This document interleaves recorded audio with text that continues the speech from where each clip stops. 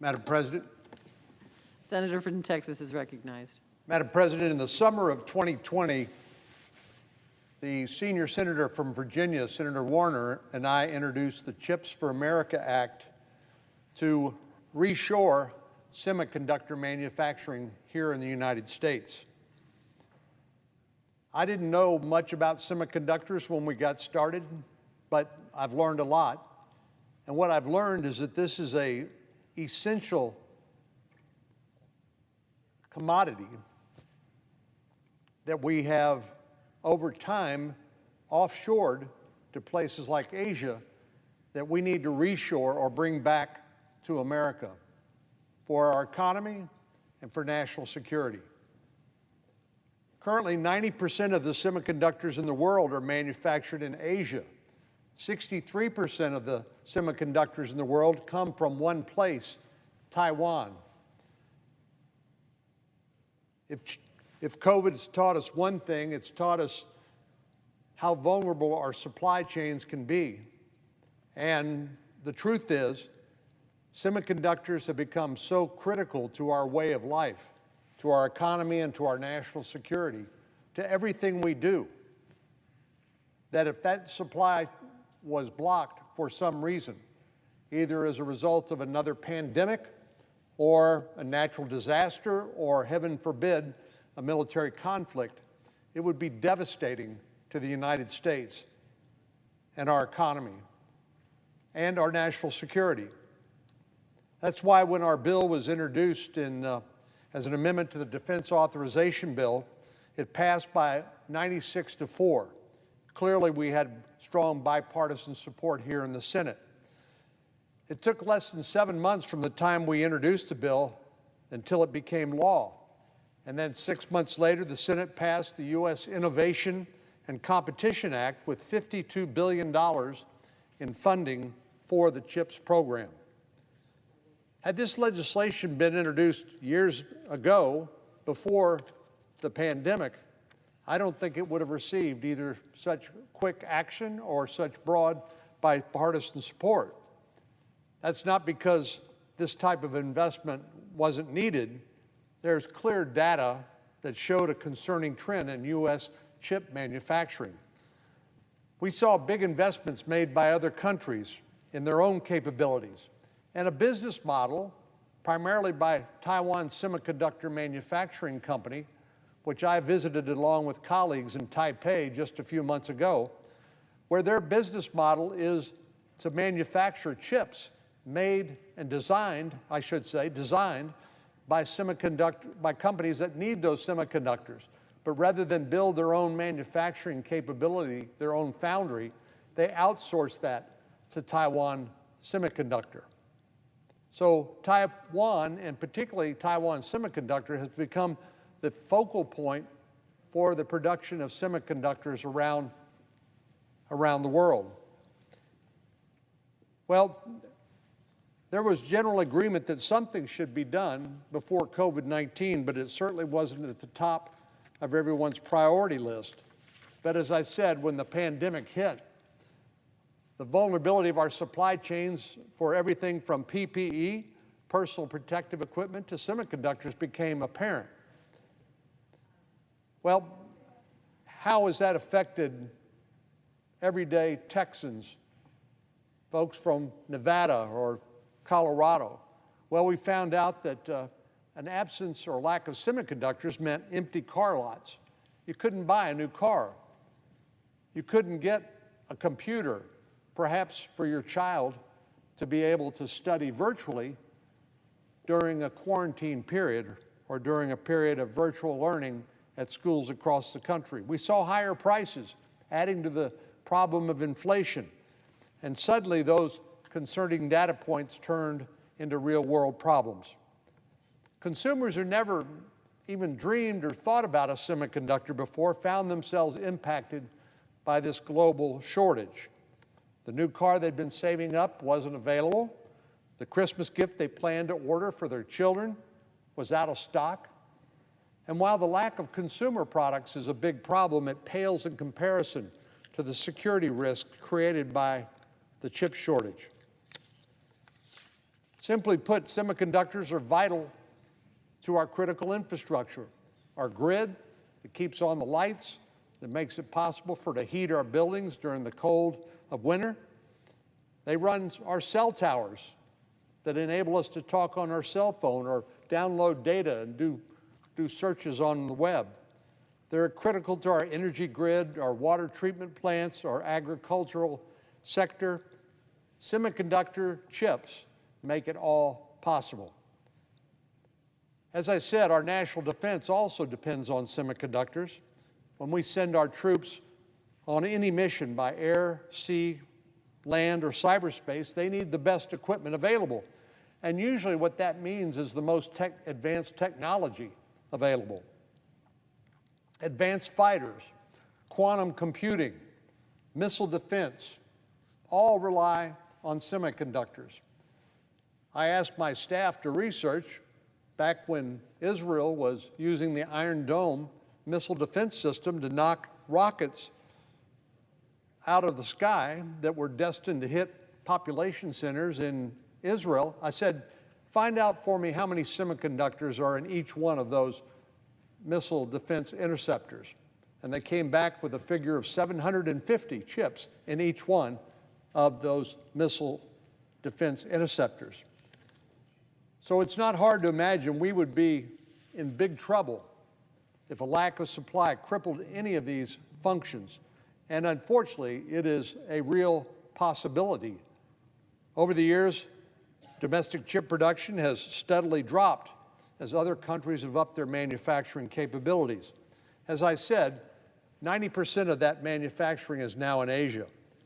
We had the idea, and it's not a crazy idea, that if somebody can make things cheaper overseas, then that's the most efficient way for that product to be made.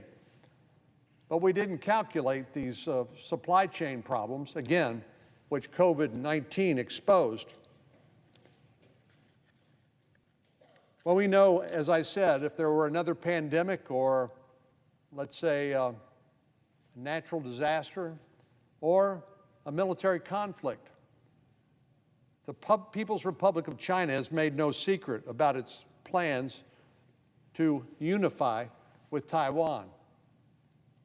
President Xi has explicitly said an invasion of Taiwan will happen, and he asked that his military be ready by the year 2027. But we don't actually know what his timetable may be. And if China follows through on its threats to invade Taiwan and interrupts that supply chain of critical semiconductors, it would be dramatically bad for the United States and the world. Our national security and critical infrastructure could be hobbled by a single decision made by the President of the People's Republic of China. I was reminded of Jimmy Carter's 1980 speech at the State of the Union when he spoke about instability in the Persian Gulf and Soviet threats to the movement of Middle East oil through the Strait of Hormuz. President Carter said at the time, when we were so dependent on imported oil from the Middle East, he said any attempt to gain control of the Persian Gulf and to block the Strait of Hormuz would be regarded as an assault on the vital interests of the United States of America. You could say the same about a blockade that prevented us from getting semiconductors from Asia. Just as the Soviets could have blocked the Strait of Hormuz and choked off global supply, the People's Republic of China could seize Taiwan's supply of chips and its manufacturing facilities and hold the rest of the world at risk. The U.S. and our allies would be left fighting for the crumbs, what was left over. Our country isn't the only one, fortunately, who's spotted this blinking red light. Other countries are pouring tens of billions of dollars into new semiconductor foundries. The European Union is now investing up to $35 billion. South Korea is investing $65 billion.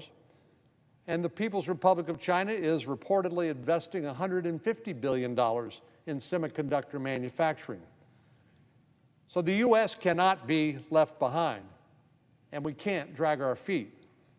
Unlike PPE, personal protective equipment or hand sanitizer shortages, this one cannot be solved quickly.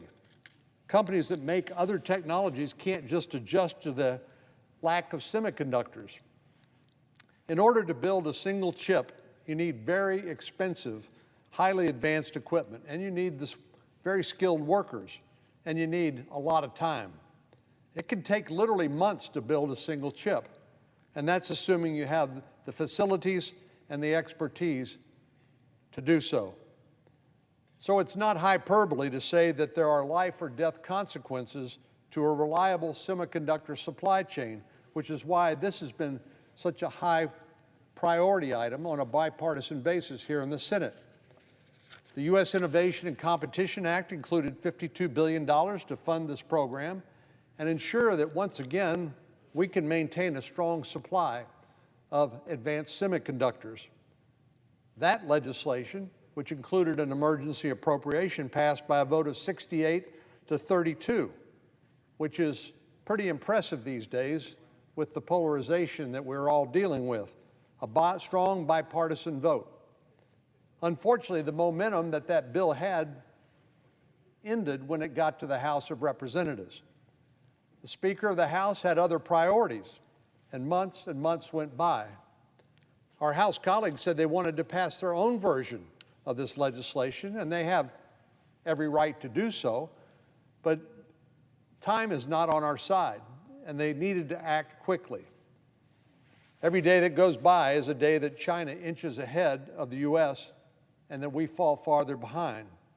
We need to get this funding out the door and to begin that construction of these fabs, which take a considerable amount of time to build, underway as soon as we can. In a year's time, Senator Warner and I introduced the CHIPS Act. It became law, and the Senate funded the program that we created.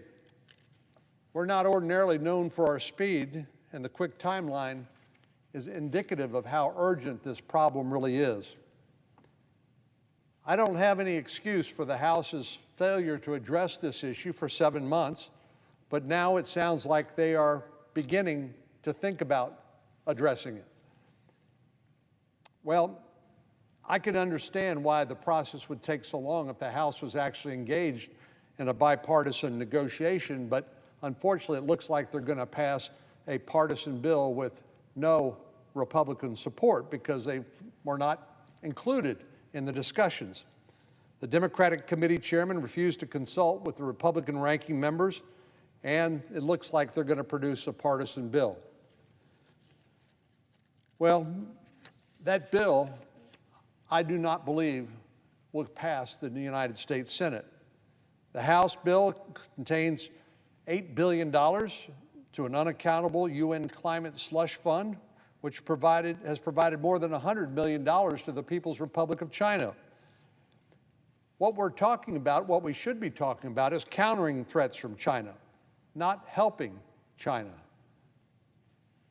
The partisan bill from the House has also added provisions related to immigration, from creating new types of visas to removing green card caps. Immigration is an important issue. We ought to be talking about it. We ought to be doing something about it, but not on a partisan basis. These changes should not be tacked onto this legislation at the last hour. They need to be debated and marked up by the appropriate committees and given the sort of careful consideration that they deserve. The House bill also includes additional handouts to favored political constituencies, from massive slush funds to burdensome new labor requirements. Organized labor would be the big winner in the House bill, but not rank-and-file Americans. It's not just what's in this bill that is a problem. I'm talking about the House bill now. It's what was left out. The bill's trade title is completely inadequate. It extends and expands trade adjustment assistance, but it completely excludes trade promotion authority. We know that trade promotion authority is critical to negotiating strong trade agreements without lengthy delays. So I regret and I'm very disappointed that the House has wasted valuable time, particularly when this vulnerability to the semiconductor supply chain is so grave and so urgent. We have a responsibility to secure our most critical supply chains while creating thousands of high-paying American jobs and boosting our global competitiveness. So I hope that once the House does pass a bill, that we quickly form a formal conference committee in order to make the final product look a whole lot like the Senate bill that we passed with strong bipartisan majorities. Madam President, let me just comment in closing on I'm a big fan of the Wall Street Journal. I read it, or at least parts of it, every day. But I was concerned that a treatment of this legislation in the Wall Street Journal editorial yesterday, actually it was this morning, either was unclear or provided misinformation about the importance of these semiconductors. The title of the editorial was the Be More Like China Act, and suffice it to say, they were not fans of either the House or the Senate bill. But they made this statement. They said the Pentagon is already providing incentives to make advanced chips in the United States, and Taiwan Semiconductor is building a $12 billion plant in Arizona. To the second issue, the reason why Taiwan Semiconductor Manufacturing Company is building a fab in Arizona is in the expectation that the Senate will pass this $52 billion incentive program, and through the Department of Commerce, grants will be made which will level the playing field when it comes to the cost of building these fabs in the United States.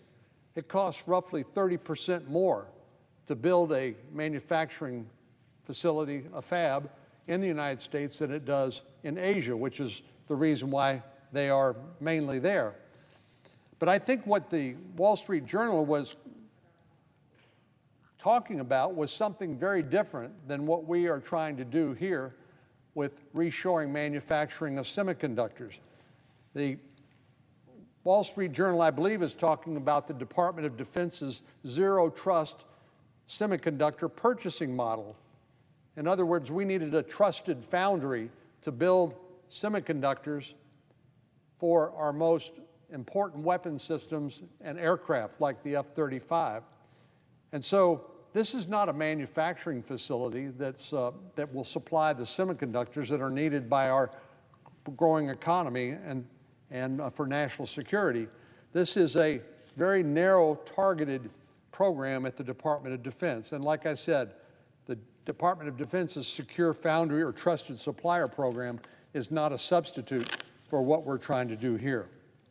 Finally, let me say that there is broad bipartisan agreement about how important it is that we get this CHIPS Act passed.